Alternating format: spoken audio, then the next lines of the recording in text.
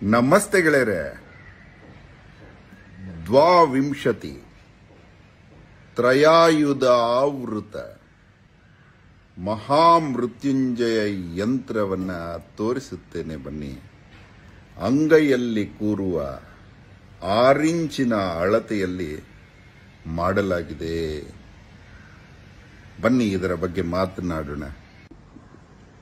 ದ್ವಾವಿಂಶತಿ ಎಂದರೆ 22 ತ್ರಿಶೂಲಗಳು.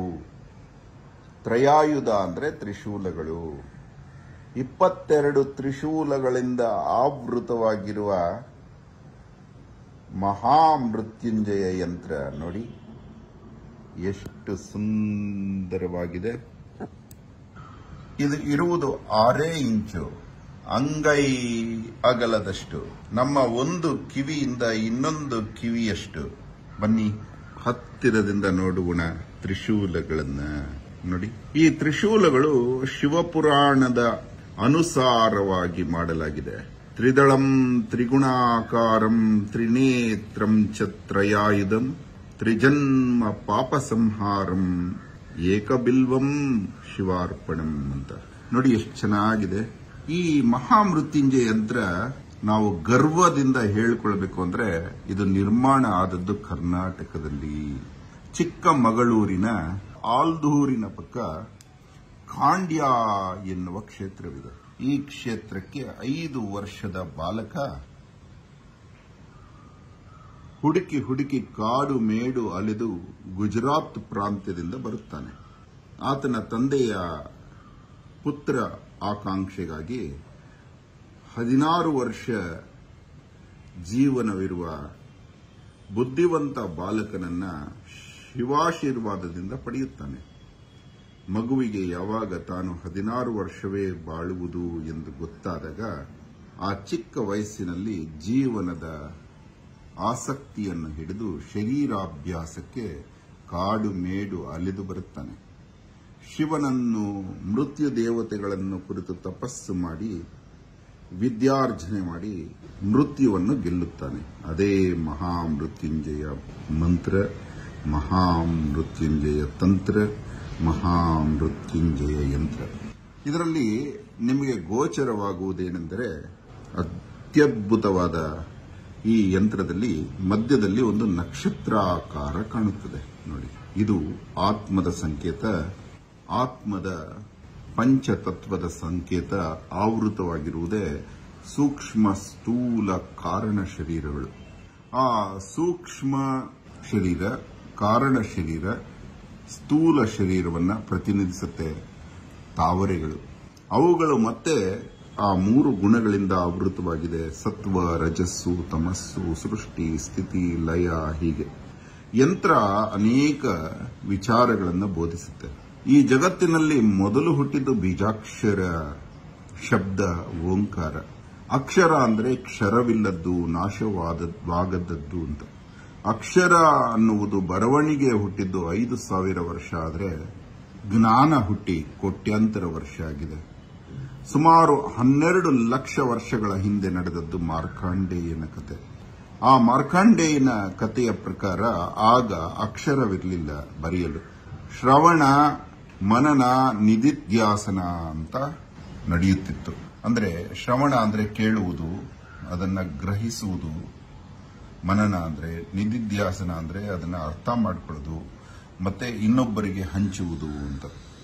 ಅಕ್ಷರ ಬಂದದ್ದು ವೇದವ್ಯಾಸರಿಂದ ಗಣಪತಿಯ ಮುಖೇನ. ಆದರೆ ಜಗತ್ತಿನಲ್ಲಿ ಮೊದಲು ಹುಟ್ಟಿದ್ದು ಬೀಜ, ಓಂಕಾರ. ಆ ಬೀಜದಿಂದ ಹುಟ್ಟಿದ್ದು ಗಣಿತ, ಬೀಜಗಣಿತವಾಯಿತು.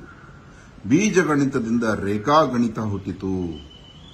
ರೇಖಾಗಣಿತವೇ ಯಂತ್ರವಾಯಿತು.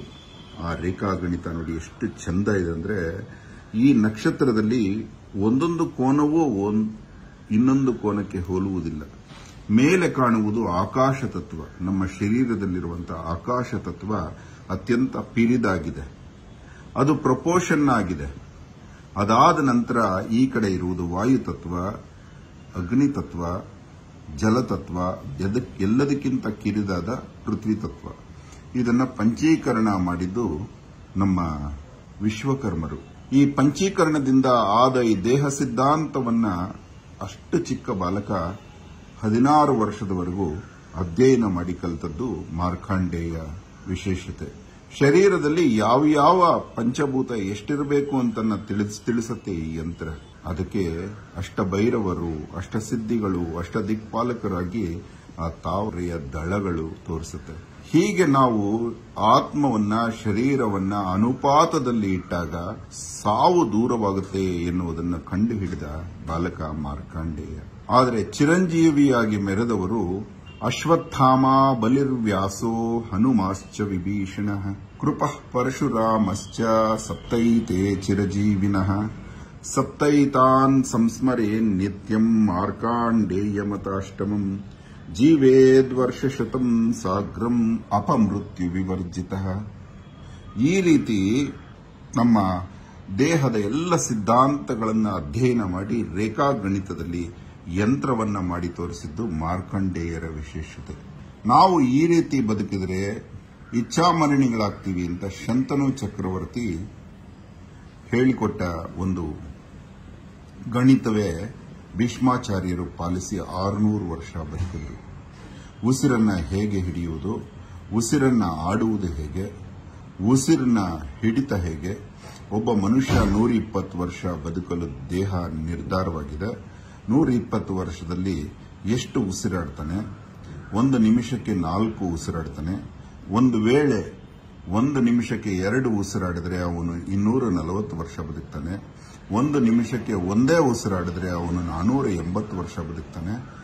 1 ನಿಮಿಷಕ್ಕೆ ಅರ್ಧ ಉಸಿರು ಅಂದ್ರೆ 2 ನಿಮಿಷಕ್ಕೆ 1 ಉಸಿರಾಡಿದ್ರೆ 960 ವರ್ಷ ಬದುಕ್ತಾರೆ. ಹೀಗೆ ಆಯುಷನ್ನ ವೃದ್ಧಿಸಿಕೊಂಡು ಹೋಗ್ಬೋದು ಅನ್ನುವ ಕಲೆಯೇ ಮೃತ ಸಂಜೀವಿನಿ ಅಂದ್ರೆ ಇಚ್ಛಾಮರಣಿ. ಇದನ್ನ ಮಹಾಮೃತ್ಯುಂಜಯ ಯಂತ್ರ ಹೇಳುತ್ತೆ. ಇದನ್ನ ಮಾಡಬೇಕು ಅಂತ ಪ್ರೇರಣೆ ಆಯಿತು ಒಂದು ದೇವಸ್ಥಾನದ ದೆಸೆಯಿಂದ. ಅದಕ್ಕಾಗಿ ಕಾಂಡ್ಯಕ್ಕೆ ಹೋಗಿ ಆ ದೇವರ ಆಶೀರ್ವಾದ ಪಡೆದು ಇದರ ನಿರ್ಮಾಣ ಮಾಡುವಂತಾಯಿತು. ಇವತ್ತು ನಿಮಗೆಲ್ಲ ತೋರುವಂತಾಯಿತು. ಸುಮಾರು 100 ವರ್ಷದ ಹಳೆಯ ದೇಗುಲದ ಜೀರ್ಣೋದ್ಧಾರದ ಸಮಯದ ಹಳೆಯ ಸ್ತಂಭಗಳು ಹೊಸ ಸ್ತಂಭಗಳಿಂದ ಮಾರ್ಪಟ್ಟಾಗ ಆ ಹಳೆಯ ಸ್ತಂಭಗಳ ಮೃತ ವೃಕ್ಷವನ್ನ, ಅಂದ್ರೆ ಆ ಕಾಲದಲ್ಲಿ ಕಾರ್ಪೆಂಟರ್ಸು ಸತ್ತ ಮರಗಳನ್ನು ಮಾತ್ರ ಬಳಸ್ತಾ ಇದ್ರು. ಅದನ್ನ ಈ ಕಾಲದಲ್ಲಿ ನಾವು ಮರ ಸಾಯುವುದಕ್ಕೆ ಕಾಯುವುದೇ ಇಲ್ಲ, ಕೊಂದು ಅವುಗಳಿಂದ ನಾವು ಬಳಸ್ಕೊತಾ ಇದ್ದೀವಿ. ಆದ್ದರಿಂದ ಹಳೆಯ ಅಂತಹ ಸ್ತಂಭಗಳನ್ನ, ವಿಸರ್ಜಿಸಲಾದ ಸ್ತಂಭಗಳನ್ನ ಹುಡುಕಿ ಅದರ ವುಡ್ಡನ್ನು ತೆಗೆದು ಅದರಲ್ಲಿ ಇದನ್ನ ನಿರ್ಮಾಣ ಮಾಡಿ ಆ ತ್ರಿಶೂಲಗಳನ್ನ ರಜತದಲ್ಲಿ ಮಾಡಿ ಈ ಪೂರ್ಣ ಯಂತ್ರ ನಿರ್ಮಾಣ ಮಾಡಲಾಗಿದೆ. ಇದನ್ನ ಪ್ರಶ್ನಶಾಸ್ತ್ರಕ್ಕೂ ಬಳಸ್ತಾ ಇದ್ರು, ಮನಸ್ಸಿನ ವಿಚಾರಗಳನ್ನು ಅರಿಯಲು ಬಳಸ್ತಾ ಇದ್ರು.